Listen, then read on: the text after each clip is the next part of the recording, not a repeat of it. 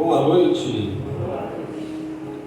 Gente, alegria estar aqui nessa pregação, nessa noite tão especial, em honra de João Paulo II. Meu nome é Vinícius Mário, sou casado com a Natália. Levanta a mão aí para o povo te ver. Levanta a mão direita para o povo te ver.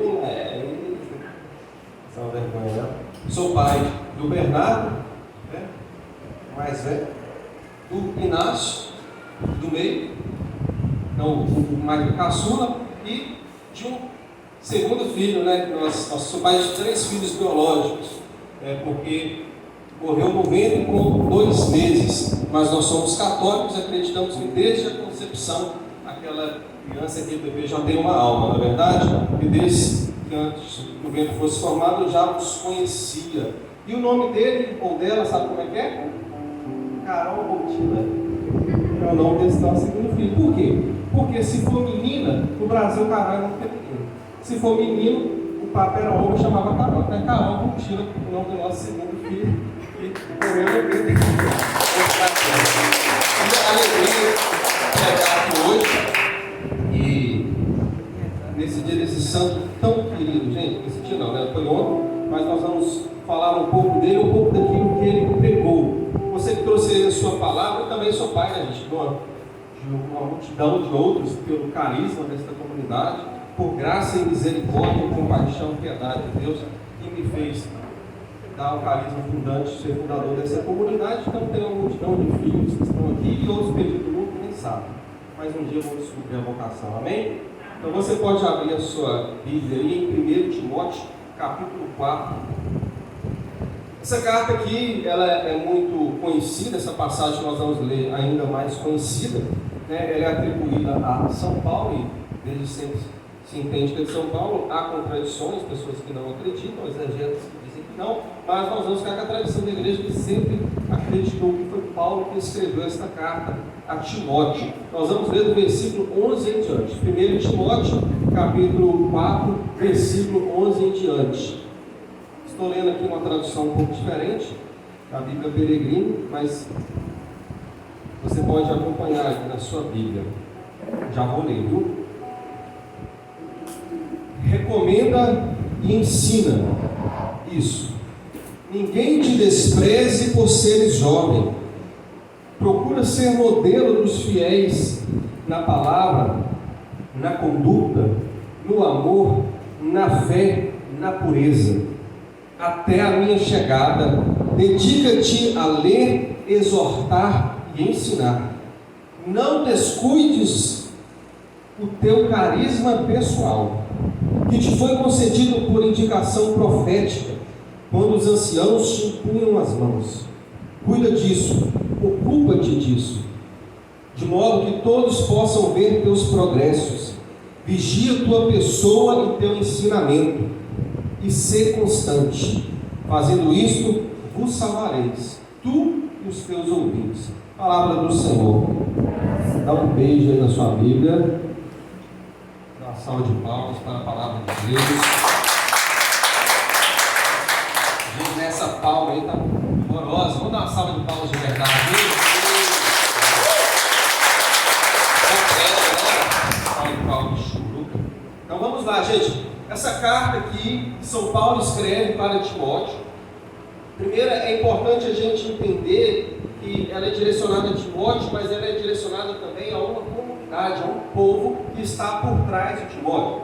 E quando ele diz assim, Paulo diz: ninguém te despreze por seres jovem. Às vezes, muitas vezes a gente imagina que Timóteo ele era um jovenzinho assim, como eu, né? De outros jovens que tem aí, né? Que a gente tem faixa de 20 anos, 22 anos, né? Mas Timóteo não era tão jovem assim. Jovem em relação aos anciãos. Jovem em relação àqueles que eram os líderes que ensinavam a palavra. Mas ele, sendo mais novo que estes, ele não tinha o respeito, né, das pessoas como os anciãos mais velhos tinham. Então, quando Paulo diz: ninguém te despreze por seres jovens, ao contrário, seja para eles modelo. Ou seja, aqui Paulo está dando uma exortação. É bom a gente entender o contexto dessa carta, que Paulo envia essa carta para Timóteo para assegurar a doutrina que foi ensinada àquele povo, e para que não se tivesse corrupções da doutrina ali, porque era assim que funcionava. Paulo ia, pregava, evangelizava, fundava uma comunidade ali, e ia embora para outra, deixava ali sempre um líder, dois ali, que ia guiando. Mas nisso vinha doutrinas corrompidas, que ali tiravam o povo daquilo que Paulo havia ensinado. E aqui Paulo, o contexto dessa carta é isso. O tempo todo você vai ler, ele está tentando segurar o povo, ele está dando instruções para que Timóteo saiba como se comportar. E o que ele fala? Procura ser modelo dos fiéis na palavra, na conduta, no amor, na fé, na pureza. Algumas traduções falam na castidade. Até a minha chegada, dedica-te a ler, exortar e ensinar. Ou seja, Paulo está dizendo assim: quando eu for aí, quando eu chegar aí, eu irei ensinar de novo, eu irei fazer uma reciclagem com o povo, eu irei mostrar a verdade para aqueles que estão esquecidos. Mas até então, eles vão aprender por meio do seu testemunho. Você sendo modelo, você ensinará. E por isso seja modelo, porque é o que Paulo está exortando. Você sendo modelo, você sendo santo, você dando testemunho, você estudando, aprendendo e ensinando, você vivendo na fé, na castidade, na pureza, no amor, na conduta, você será já uma resposta para este povo, sem que eu vá aí ensinar a doutrina. Você já será o esclarecimento que eles precisam, a sua vida já será o esclarecimento que eles buscam, porque esta é a pedagogia de Deus. Deus nos ensina por meio dos exemplos. Deus quer que nós aprendamos por meio dos santos.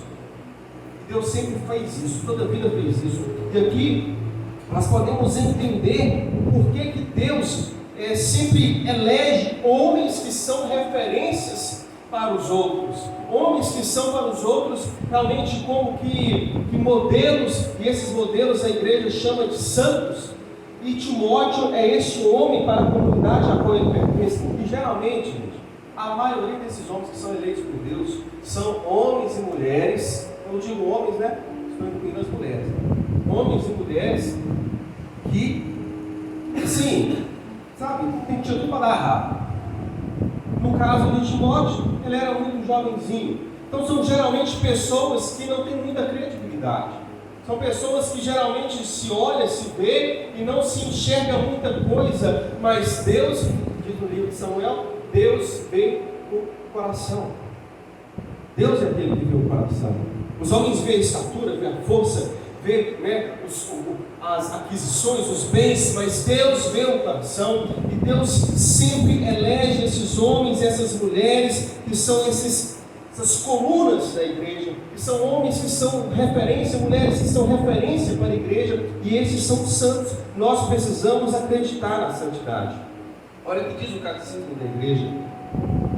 Deus colocou no homem, número 2002, Deus colocou no homem uma aspiração à verdade e ao bem que somente Ele pode satisfazer plenamente. E no capítulo 2013 diz assim: todos são chamados à santidade. Então nós podemos entender por isso daqui que a santidade, na verdade, ela é para todos. Nós vemos homens que são levantados como referências, homens que são colocados como modelos, mas na verdade esses homens responderam e encontraram em plenitude aquilo que satisfaz o coração deles, que é Deus. Coisa que nós também somos chamados a ter. Somos também chamados a encontrar essa resposta em plenitude, que é o Senhor. Gente, todas as pessoas que não conhecem o Senhor, que buscam uma satisfação, que buscam uma alegria, que buscam ser felizes na vida, não sabem, mas na verdade estão buscando o Senhor. Não sabem o que buscam, então buscam um diploma, então buscam uma profissão ali realizada, num bem material, no sonho da casa própria, nisso, naquilo, mas na verdade o que buscam sem cessar é o Senhor. Porque Deus colocou no coração de cada homem esse desejo que só Ele pode satisfazer. E nós somos chamados a ser santos, e nós somos chamados a dar esse testemunho, a ser modelos. É o que o Senhor nos chama, e é o que o Senhor fez com esse homem, ao qual nós vamos falar hoje, que é São João Paulo II, nascido como rei, rei Batman, rei Amaral, eu conheço como Carol Tira, mas enfim, o pessoal mais americanizado, fala de outro jeito.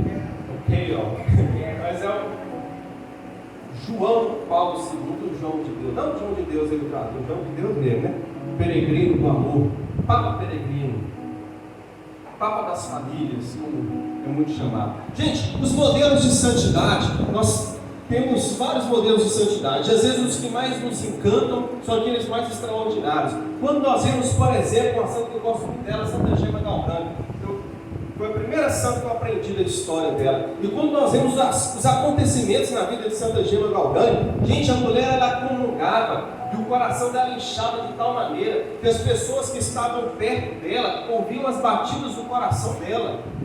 Olha para você ver, há fatos de que pessoas viram isso acontecendo, que quando ela comungava, o peito dela era tão inflamado de amor por Jesus Eucarístico, que realmente pegava fogo, e ela tem fragmentos das roupas dela queimados, porque o coração dela pegava fogo, mas sem se consumir, pegava fogo de verdade.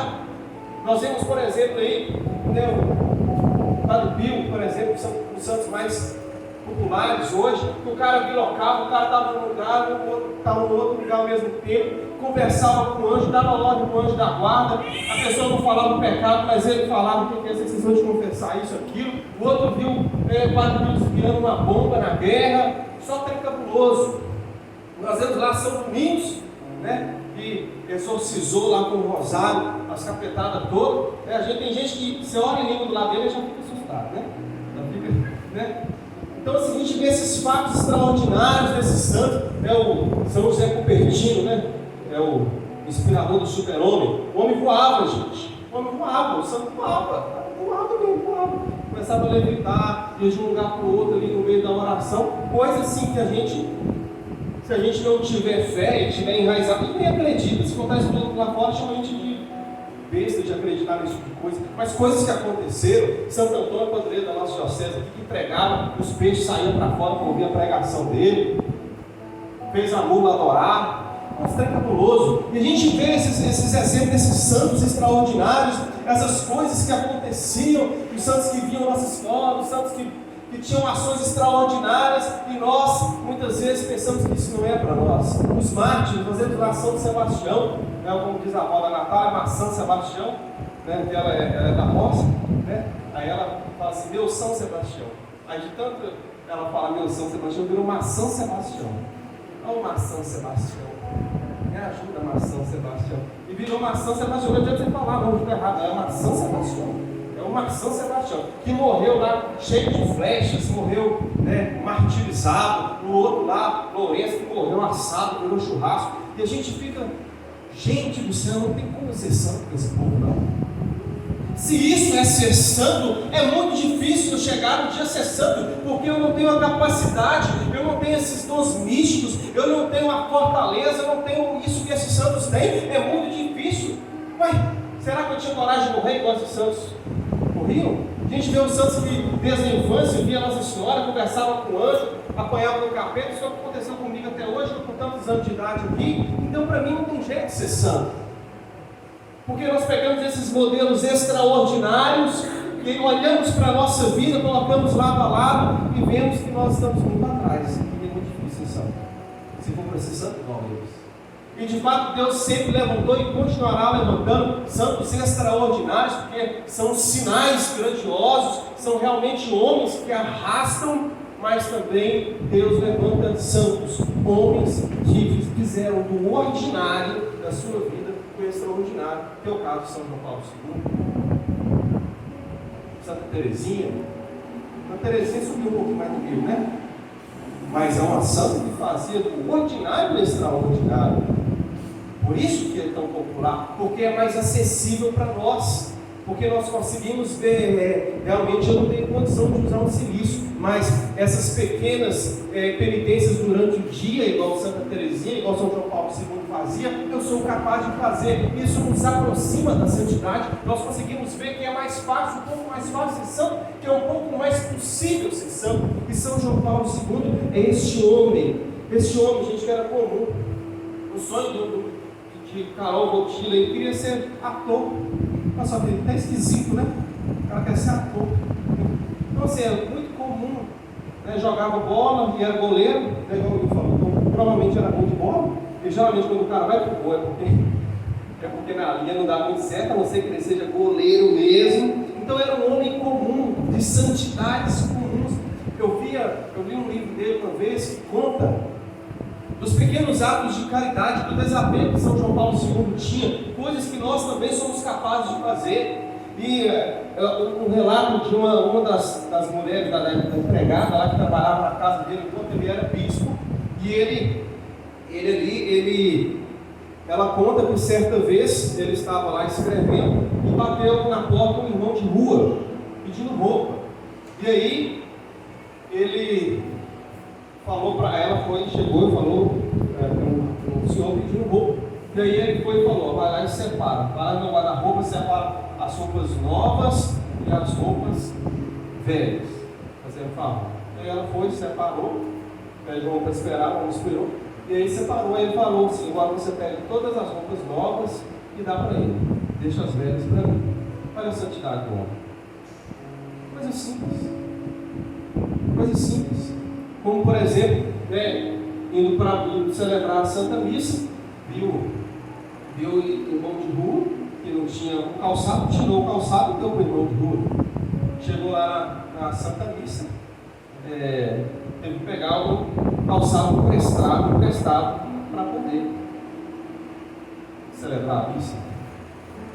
Um homem que visitava os asilos, que visitava os velhinhos ali e gastava horas do seu apostolado como bispo, o seu precioso tempo de bispo, que é um tempo precioso, gastava horas daquele tempo conversando com as pessoas necessitadas, os pobres, os velhinhos, as pessoas doentes nas clínicas. Veja se não é possível ter um ato de santidade como esse.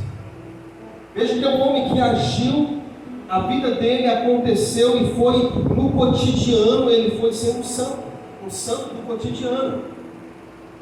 Um santo que se tornou santo, se tornou papa porque ele era santo. Não que ele foi santo porque ele foi papa. Porque a santidade não está condicionada a um cargo.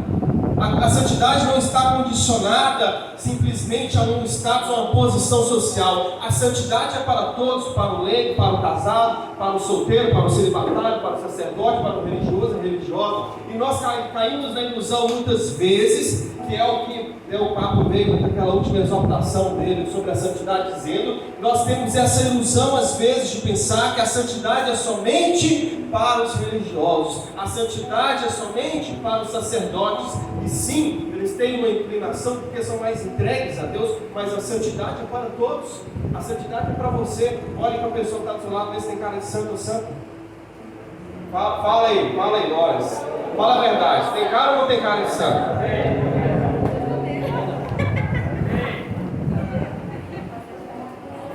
Eu vou pegar aqui. Gente, eu vou pegar aqui 5 características da vida de São João Paulo II que nós precisamos ter para nós. Não é os 5 amores de João Paulo II, são 5 características que eu identifiquei aqui, que são comuns dos relatos sobre a vida de João Paulo II, que nós precisamos ter para nós. João Paulo II, Carol Bottilla, um homem que antes do nascimento, antes que ele nascesse, uma das suas irmãs, a irmã mais velha dele, morreu. Quando ele tinha 8 anos de idade, a mãe dele morreu. Quando ele tinha 12 anos de idade, o irmão dele morreu. Quando ele tinha 21 anos de idade, o pai dele morreu. Ou seja, com 21 anos de idade, o homem já não tinha mais ninguém de família. Não tinha pai, não tinha mãe, não tinha irmão, não tinha irmã. Com 21 anos de idade. Um homem que passou pelo aquele período de comunismo na sua terra, na Polônia, aonde ali a Polônia se tornou ali um campo da Rússia, e ali Ele viu violência, ele viu guerra, ele viu os judeus serem mortos, ele viu a perseguição aos cristãos, ele não pôde ter a liberdade na juventude dele, um homem onde viveu ali diante de muitas dificuldades da sua vida. E olha o que ele diz: em meio ao mal avassalador da guerra, tudo na minha vida pessoal tendia para o bem de minha vocação. Quando se descobre o sentido do sofrimento, ele pode ser transformado num poderoso ato de intercessão. Meus irmãos, nós vemos aqui que este homem era um homem que passou por sofrimentos como nós passamos, ou talvez piores. Porque talvez alguém que já tenha uma situação como essa, de ter aí 20, 21 anos de idade, já ter perdido todo mundo, mas isso não é comum. Talvez você já teve uma perda, mas ele perdeu todos, e ainda vivia num país, num tempo totalmente devastado. Seu país totalmente devastado. Que comunismo, gente, é a praga dos infernos. A gente vê pelos livros, né? A gente vê pelo que conta na escola, mas você vai estudar fundo para ver o que é comunismo, você vê. Ele passou por esse regime e ele estava ali. Então, um homem que no sofrimento da sua vida, nas dificuldades da vida, ele aprendeu a ser santo, e isso foi forjando, porque o sofrimento é a forma dos santos. O sofrimento é aquilo que vai nos forjando, é aquilo que vai nos lapidando, é aquilo que vai nos deixando agudos. Como diz o tratado da verdadeira devoção, dos apóstolos dos últimos tempos serão como flechas agudas nas mãos de Maria. O que são as flechas agudas? Para você deixar uma flecha aguda, você tem que limar ela, não tem? Para você ir tirando todas as asperezas e deixando ela bem fininha, com a ponta bem fininha. Quando você vai amolar uma faca, como que você faz? Você vai lá no amolador. Isso faz o quê? Desgasta a faca, não vai desgastando? Isso vai arranhando ela, isso vai tirando pedaços dela, isso vai desgastando o corpo dela, para que ela seja aguda e afiada, pronta para cortar um objeto. Assim é a nossa vida. O sofrimento, a dificuldade, a cruz, as perdas, as tribulações servem para nos moldar. Gente, problema todo mundo passa, o budista, o espírita, o católico, o protestante, o ateu, o satânico, todo mundo passa por problema. A diferença é que nós, católicos, apostólicos romanos, pegamos o sofrimento e transformamos ele no nosso molde para a salvação. Nós transformamos o sofrimento da nossa cruz, nós vemos com bons olhos os sofrimentos, e hoje nós vemos muita propagação do amor e propagação de gozos espirituais, e não queremos assumir a nossa cruz. É por isso que a gente começa a caminhar, a gente tem experiência com Deus, e na hora que vem o deserto, na hora que vem a noite escura, os sentidos, nós afrouxamos. Porque o deserto é o lugar do encontro com Deus. Quando nós passamos por o deserto, nós passamos por uma provação, é o Senhor querendo nos elevar. Então, o caminho espiritual é assim: você começa, né, de amores, delícia, Jesus te ama, aquela coisa toda, vou dar minha vida, vou salvar todo mundo. E aí, com o passar do tempo, você entra na noite escura dos sentidos, que aí você para de sentir. E aí, o que a maioria das pessoas fazem? Não estou sentindo mais nada, Deus não fala mais comigo, esse negócio não é para mim, e a pessoa desiste da caminhada. Mas este era o momento de progredir. Este era o momento em que Deus queria levar essa alma por meio desse sofrimento, por meio dessa crise de sentidos, por meio desse deserto. O deserto é a travessia. Por meio desse sofrimento, o Senhor queria levar essa pessoa. A nossa vida é assim, meus irmãos. Se você perde alguém, se alguma coisa der errado no trabalho, se as coisas da sua vida não vão saindo, todo mundo tem esse momento, né, de olhar para a vida e falar assim: poxa, eu estou com tantos anos de idade, não tenho isso, não tenho aquilo. Geralmente coisas de bens materiais que nós olhamos. Isso é tudo razões para dar glória a Deus. Bendito seja Deus. Se eu tenho o Senhor, não preciso de mais nada. Só Deus basta, dizia Teresa d'Ávila. Só Deus basta. Momentos em que nós passamos pelas dificuldades, meu irmão, é Deus te dando a oportunidade de ser mais santo. Às vezes nós não entendemos o sofrimento. Por que isso acontece comigo? Por que para mim as coisas têm que ser demoradas? Por que para mim tudo tem que ser mais dolorido? E nós entramos num vitimismo muitas vezes. Mas se as coisas são difíceis para você, é porque Deus te chama a ser muito santo.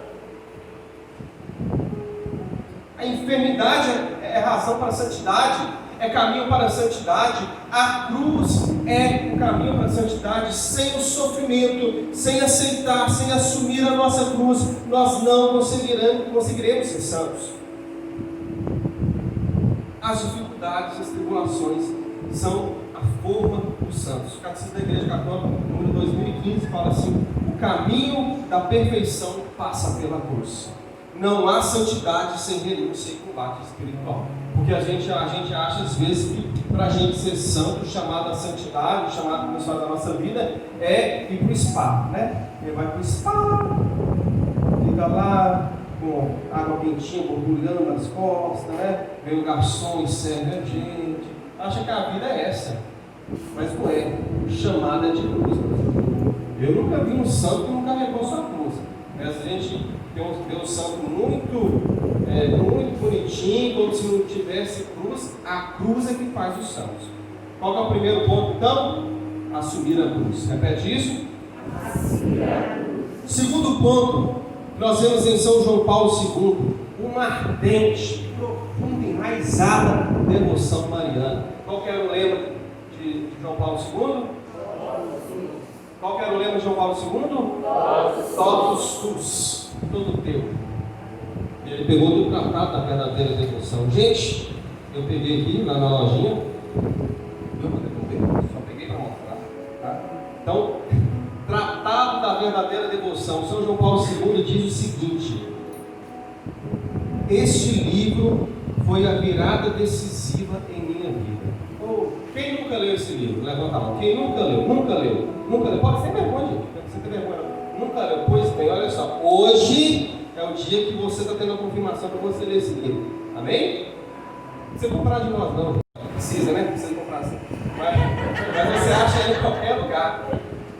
A virada radical em minha vida, o tratado da verdadeira devoção. Gente, sem a devoção mariana não tem como ser santo. E nós vimos isso pela vida de João Paulo II. Quando a mãe dele morreu, o pai dele levou ele diante de Nossa Senhora e disse: esta agora será a tua mãe. Ele apresentou os dois filhos ali para a Virgem Maria: essa será a mãe de vocês, até que vocês encontrem a mãe biológica de vocês no céu.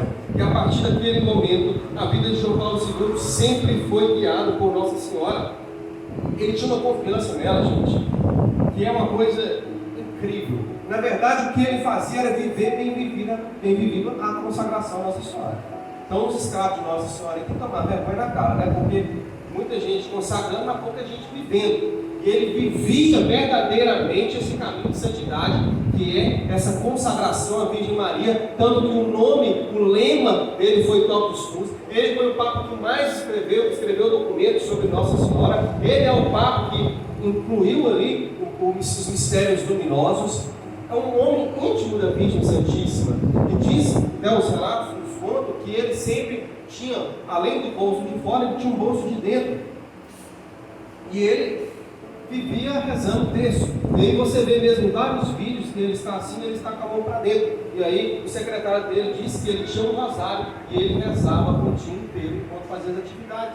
Um homem que tinha uma devoção mariana profunda. E aí nós católicos muitas vezes vamos nos corrompendo por causa das coisas que vão falando aí sobre a Virgem Santíssima, sobre Nossa Senhora, que não precisa disso, que nós adoramos imagens, e a gente não tem um pingo de expediente para estudar, para ler um livro, para investir, comprar um livro, para comprar uma Bíblia melhor, para poder aprofundar, para ver um vídeo. A gente vê Netflix, a gente vê as porcarias das novelas, mas a gente não vê um vídeo do Padre Ricardo, o Padre Leonardo Wagner, no canal do YouTube da Comunidade Água. A gente não vê um vídeo. A gente não vê um vídeo para aprender. E aí toma uma lapada de lá para cá de protestante e não é santo. Por quê? Porque não aprofunda na devoção mariana, porque não reza o texto diariamente, porque não busca rezar um rosário. É muito custoso, é muito difícil rezar um rosário. E eu vou dizer para vocês, gente, é difícil mesmo. Outra difícil é ser rezar um texto concentrado. Quer dizer, para mim é, de repente vocês são santos, né? Vocês não têm essa dificuldade, para você rezar um texto do jeito que ele tem que ser, que é meditando no mistério, todas as 53 Ave Marias, é difícil demais, gente. É muito difícil você conseguir fazer isso, porque é batalha. Porque realmente não é para ser fácil, gente. As coisas de Deus, todas vêm por meio de combate espiritual. É uma batalha você rezar o texto, você conseguir meditar, você conseguir prestar atenção. É difícil, mas nós temos que perseverar, nós temos que tentar, nós temos que continuar. Mas a gente também não ajuda, a gente quer rezar texto fazendo um monte de coisa, a gente quer rezar texto mexendo no celular, a gente quer rezar texto trabalhando. Não, você tem que ter o teu tempo para a Virgem Maria, você tem que ter o teu tempo para rezar, para entregar essas rosas nas mãos da Virgem Maria. São Luís fala lá no livro que ele fala do Rosário, O Segredo Admirável do Santíssimo Rosário. Ele fala assim que à direita, quando você está rezando o Santo Rosário, à direita fica o anjo, à esquerda fica o anjo de Deus, à esquerda fica o anjo de Satanás. Cada Ave Maria bem rezada, o anjo de Deus pega e é uma rosa para a Virgem Santíssima. Cada Ave Maria mal rezada, o anjo de Satanás anota no livro dele. Olha só, que São Luís fala. Eu estou lascado. Quando eu vi isso, eu falei assim, gente, ele deve ter uns quantos livros meu que ele deve ter? Ave Maria mal rezada. Santa Gertrudes, um dia, apareceu para ela Nossa Senhora. Apareceu Nossa Senhora para Santa Gertrudes no meio da madrugada. E aí ela falou, Nossa Senhora, que deu a honra da tua visita, a esta hora da noite. Nossa Senhora falou para ela, só passei para te dizer que não me agrada que você reze a Ave Maria tão depressa. Desapareceu. Meu Deus, você já pensou se recebeu uma dessa? Santa Gertrudes. Cabuloso. E assim, às vezes a gente não dá essa credibilidade para Nossa Senhora. Nós temos escrúpulos, gente. Às vezes a gente ajoelhar aqui diante da imagem de Nossa Senhora, não porque pode ser que eu estou adorando a imagem, porque pode ser que você não estuda, você não sabe de nada. E a gente é corrompido por ideia protestante.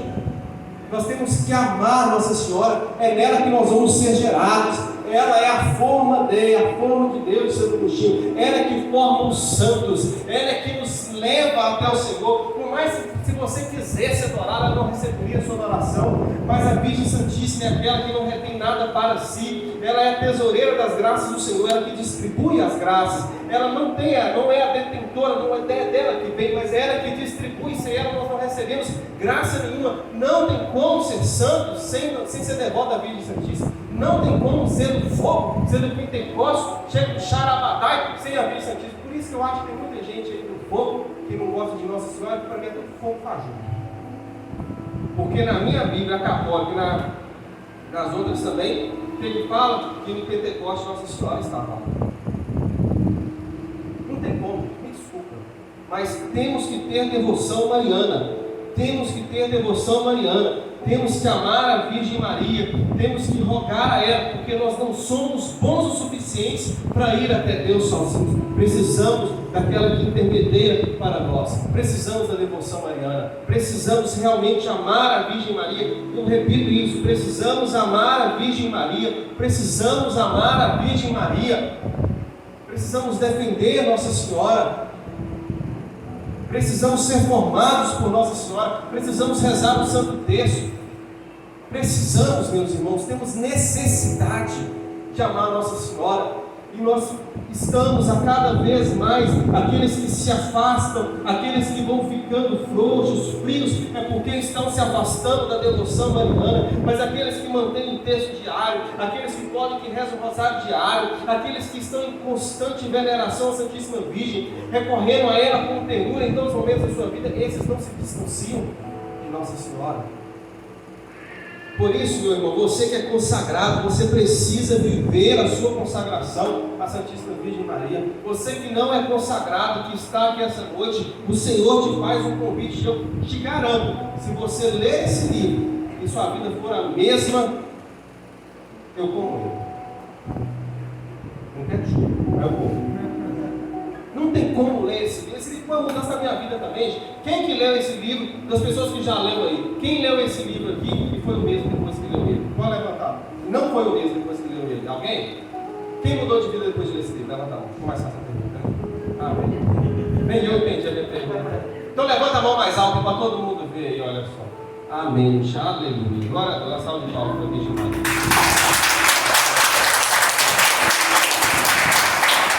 Terceiro ponto, nós podemos ver vida sacramental. Meu Deus do céu, esse homem tinha uma vida sacramental que era extraordinária. Era um negócio assim, constrangedor. Extraordinário e ordinário, viu, gente? Porque não se tem relatos que ele comungava, e as pessoas ouviam o coração dele bater forte, que ele levantava, nada disso. Mas ele buscava ser reto, ele buscava amar a Santíssima Eucaristia. As celebrações dele eram piedosas. O homem que ele inventou a jornada eucarística. E aí em vários países do mundo, assim como ele inventou a jornada mundial da juventude, ele ia e tinha uma característica bacana que ele fazia isso daí, que nas jornadas eucarísticas ele botava todos os cristos de joelho para adorar Jesus sacramento. Fala assim, é aqui que nós vamos entender o que Deus tem para a igreja. Um homem que ensinou o que é adoração, o que é amor, um homem que fazia mais de 1 hora de ação de graças. Ou seja, ele comungava, depois que ele comungava ali, ele continuava ali na presença de Jesus. A igreja nos diz aí, né, depende também da espessura da hóstia, mais de 10 a 20 minutos o Senhor ainda está dentro de nós. E o que a gente faz quando acaba a comunhão e acaba os recados da missa e a bênção final? O que a gente faz? É a comunhão purgando, né? A gente quer ir embora, a gente quer conversar com o irmão do lado, a gente quer sair, a gente quer fazer os bolinhos na porta da igreja. E eu não estou dizendo que isso é errado, não. Mas primeiro faço companhia para o seu hóspede da alma. Primeiro faço companhia para aquele que veio visitar Jesus sacramentado. Mas nós temos dificuldade. E a dificuldade é normal. Meu irmão estava sentado ali, ajoelhado ali na capela, né, na adoração antes de oração. Jesus fica exposto, estava lá olhando, gente, mas olhava para Jesus assim, e aí eu pensava aqui na pregação, pensava que eu tinha comido demais, não tinha comido tanto, poderia atrapalhar na hora da pregação, pensava, cadê o Bernardo, gente? O Bernardo, não estou vendo ele aqui, não. Gente, eu falo assim, meu Deus do céu, como é que esses santos conseguiam? E ali você tenta concentrar, você está olhando para Jesus lá. Tem gente que é mais fácil, né? A gente vai de mim. Você olha para Jesus, você concentra ali. Né? Vai 1, 2, 3 minutos, você está concentrado. Então, na hora que quando você já está lá, o trem que você tem que fazer amanhã, aí você tem que voltar. Não é verdade? Não é assim. Não é assim. É assim, e assim nós temos que perseverar. É assim, de São Gregório de Nissa. De começos em começos, nós nos tornamos santos. Olha que bonito isso. De começos em começos, nós nos tornamos santos. Começar de novo, meu Deus, eu distrai, mas eu vou tentar de novo, eu vou continuar. Ô Senhor, eu estou viajando, não abençoa o fulano que eu estou pensando nele, mas deixa eu concentrar aqui, eu vou voltar. Se eu quero voltar, eu quero adorar. Se é meia hora, eu vou ficar, se é 1 hora, eu vou adorar o Senhor essa 1 hora. Mesmo que dessa 1 hora eu só tenho 20 minutos verdadeiramente de adoração, o resto é combate. O Senhor está vendo o seu combate, o Senhor está vendo o seu coração, o Senhor está vendo o seu desejo, o Senhor está vendo que você quer adorar Ele, que você talvez não é como os santos que conseguiam se concentrar plenamente em tinha aquela pureza de memória, aquela pureza de imaginação, aquela vontade determinada e conseguiam adorar o Senhor. Mas você só conseguirá ter isso se você tiver essa determinação, se você realmente perseverar em tentar e continuar tentando e continuar adorando Jesus na Eucaristia. A comungar, por mais que seja difícil manter a concentração, mas comungar, por mais que a carne peça para você e conversar, para você levantar, mas fazer a sua ação de graças, por mais que às vezes a gente quer pai, filho, ai meu Deus do céu, mas o Senhor sabe da vontade do coração de continuar ali em ação de graças com o Senhor concentrado.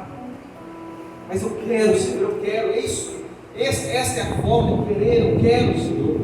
Nós vemos São João Paulo II, onde ele viu uma capela, né, todos os livros dele falam isso, onde ele viu a capela, ele tinha que parar. E aí o pessoal que fazia o cronograma dele nas viagens tinham que fazer as estratégias para não passar perto da capela, porque se ele visse uma capela, tinha que parar o carro, ele ia lá e adorar, e atrasar o cronograma todo. Como que a gente faz quando a gente passa diante da capela? Ó jogador de futebol. Né? Faz nem minuto do pai direito, faz só uma ungida assim, né? Ó, passa reto, nem coloca o espelho no chão. É assim que a gente costuma fazer muitas vezes. Andando aí nas capelas da cidade aí, Jesus quase sempre está sozinho, quase sempre está sozinho. É triste, mas é a verdade. Então, repete comigo: primeiro a cruz. Fala, né? Ao santo. Primeiro a cruz. Segundo, devoção mariana. Terceiro, vida sacramental. Uma coisa que eu sinto falar é que ele confessava semanalmente. Quarto ponto que agora eu tenho que adiantar, né? Porque a Camila já mostrou um tempo ali. Ele tinha um grande amor pela igreja. Olha o que ele falava: o amor e a entrega total pela igreja introcável. Essa é a minha vocação. Ele escrevia. Tem um livro lá que o Eimaral me deu, né? O rei Eimaral me deu, que conta sobre. É tipo um diário de João Paulo II. Gente, esse homem amava a igreja de um jeito que ele virava Marte qualquer hora. Ele amava a igreja, ele amava aquela colônia dele lá, aquele povo dele, a diocese dele, ele amava aquele povo. E ele realmente defendia, gente. Ele encarava o povo, os comunistas, ele não tinha medo, não. Com toda a estratégia e sabedoria dele, que ele era muito sábio, ele não tinha medo, ele amava a igreja, defendia a igreja. E a gente tem que seguir esse exemplo de João Paulo II. Porque quando sai lá no Fantástico, lá que os arautos abusam de poder, o que os católicos fazem? É verdade. É verdade. Esse povo abusa mesmo. Você viu os arautos que ninguém faz? Você viu o Padre Robson? O Padre Robson está roubando. Porque a gente é o primeiro a defamar a nossa igreja. Porque viu aonde? No Fantástico. Tem muita credibilidade, né? Tem muita credibilidade no Padre. Vai na igreja, né? E a gente que é católico, às vezes acredita, ainda propaga defamando a nossa igreja. Precisamos ter amor à igreja, a gente amar, querer dar a vida pela igreja. Nossa igreja é tão linda, tão maravilhosa, gente. Igual eu estava vendo lá, quando ele foi proclamado Papa, Vênus Papa, aquela coisa maravilhosa. Não sei se em 2013 você tinha cabeça, né, inteligência para isso, você era menininho, mas sei quem viu, quando eu chorei, gente, estava no meu serviço, no computador ao vivo. Eu chorei lá, mostrava a fumacinha branca lá. É bonito demais. E aquele povo todo lá na praça, tão doido dele. E aí vem Francisco lá, não tem ouro nem prata, mas o que eu tenho.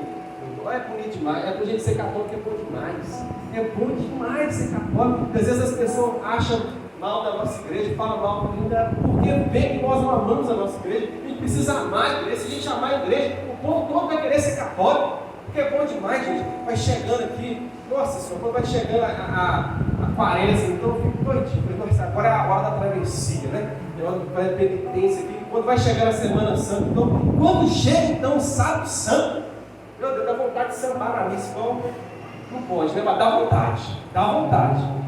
É bom demais. Vai chegando o Natal também, eu fico muito feliz no Natal. Sempre fico muito feliz no Natal, porque é belo, Deus se encarnou, Deus veio de verdade para nós. Olha que coisa maravilhosa. Note que não tem isso, viu? Gente, uma salva de palmas para a nossa Santa Igreja Católica. Faça o seu filho e fala assim: obrigado, Senhor Jesus.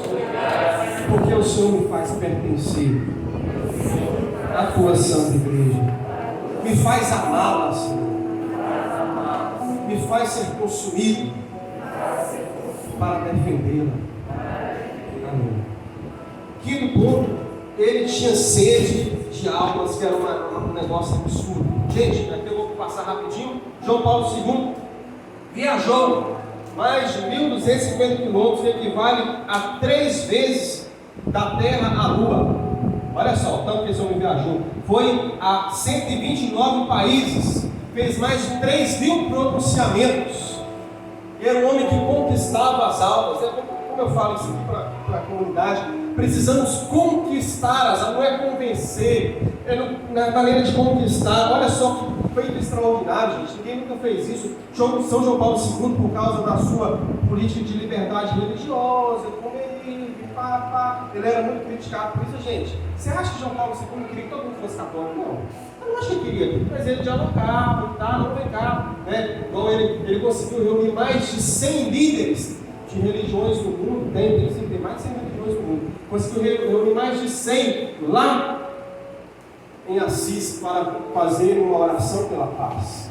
Olha só, gente, João Paulo II, quando foi no Marrocos, ele conseguiu reunir mais de 80 mil jovens muçulmanos para ouvir ele falar.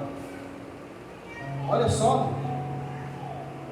o povo falava que ele era herege, porque ele levava budista lá no Vaticano, que ele era herege, porque ele ia lá nas sinagogas, mas na verdade ele estava ganhando as almas, ele estava conquistando. Se ele fosse no debate, se ele fosse na briga, ele não ia conseguir reunir um tanto de jovens. Agora, de 80 mil jovens, aí ouvindo um papo carismático desse, todo de Nossa Senhora, você acha que não arrancou umas aulinhas para Deus ali, não? Levou umas para ele? Com certeza, gente. Ele tem que ter sabedoria para evangelizar. Foi por isso que ele foi o Papa da Juventude, o Papa das Famílias, porque ele tinha sabedoria. Ele conquistava as pessoas mais do que convencer, mais do que arrastar a força. Ele conquistava as pessoas. Ele tinha carisma para atrair as pessoas para Deus. Era bonito. Gente, eu fui vendo ontem uns vídeos lá de João Paulo II. Eu fiquei com medo de chegar alguém aqui na sede, porque eu chorei, viu? Pensei que bonito. É bonito demais. E ele lá assim, levanta a mão, assim, é bonitão assim, lá em Cracóvia, 2 milhões de pessoas. E onde o homem ia, arrastava as pessoas, porque as pessoas viam verdade nele. As pessoas viam que ele amava de verdade aquilo que ele testemunhava. Nós precisamos ser santos, meus irmãos. Nós precisamos ser santos.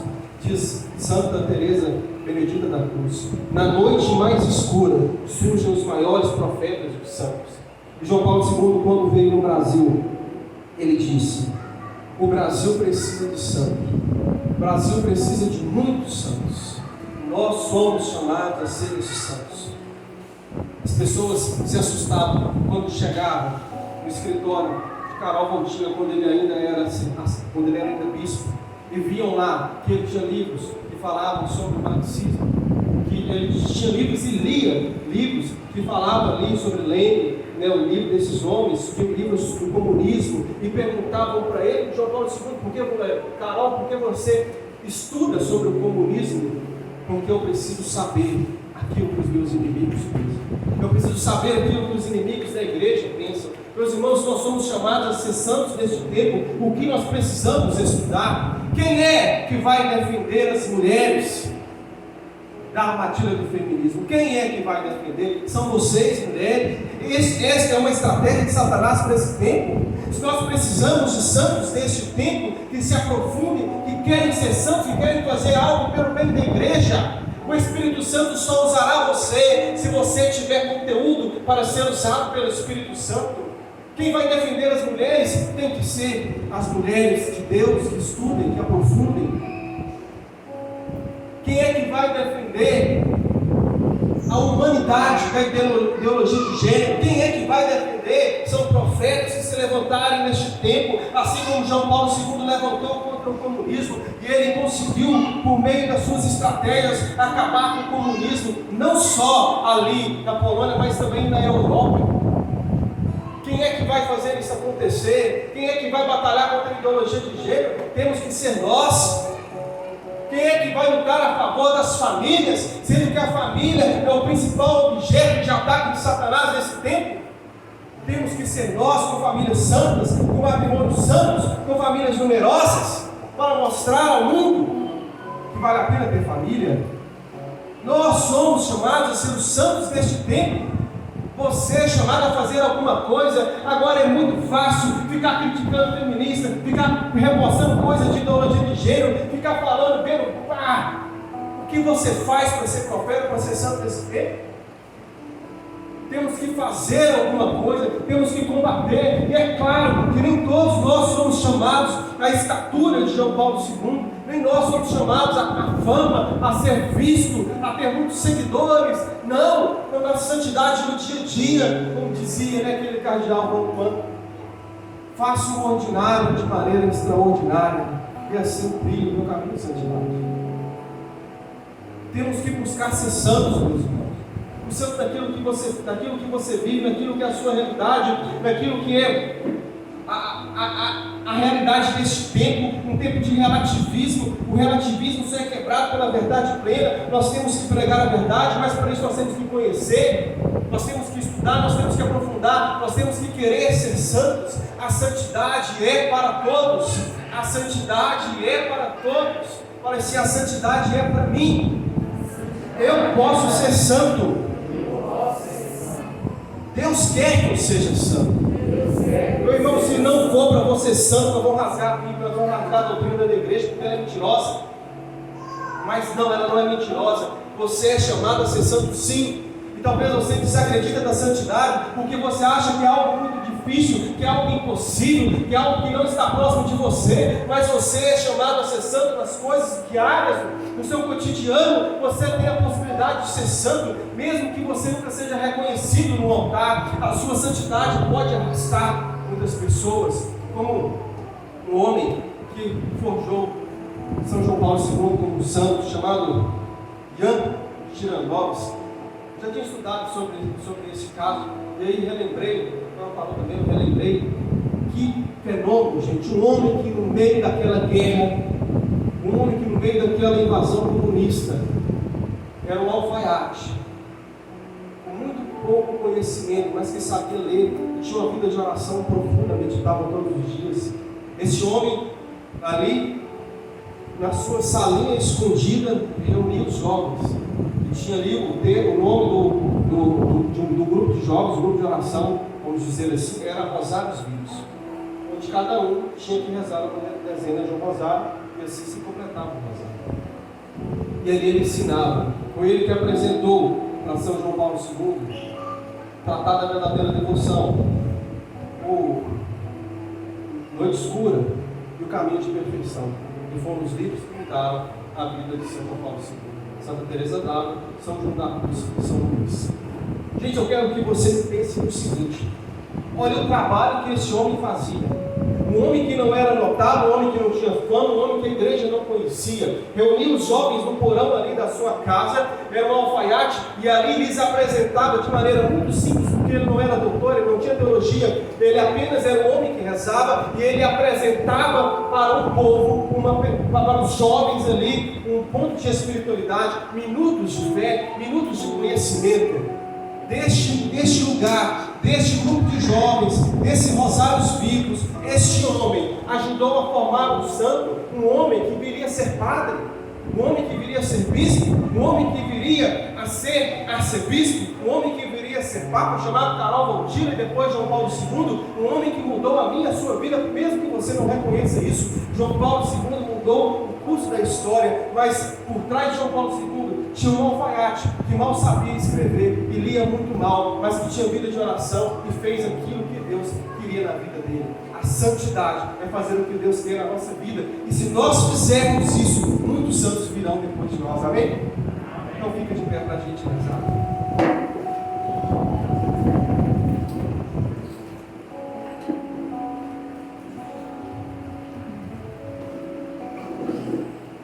A igreja não precisa de burocratas nem funcionários. A igreja precisa de missionários apaixonados, devorados pelo entusiasmo de comunicar a verdadeira vida. Os santos surpreendem, desinstalam, porque a sua vida nos chama a sair da mediocridade tranquila e anestesiadora. O Senhor nos chama a ser referências, como um dia chamou Francisco. Vê que minha igreja está em ruínas, vai, reconstrua. O Senhor nos chama a fazer algo pelo povo. O Senhor nos chama a fazer algo para que possamos ser santos. Gente, no início da nossa caminhada, a gente quer tanto ser santo. A gente quer fazer as coisas. Vai passando o tempo, a gente vai desanimando. Mas hoje o Senhor quer nos fazer voltar a esse primeiro amor. Por isso, feche os seus olhos.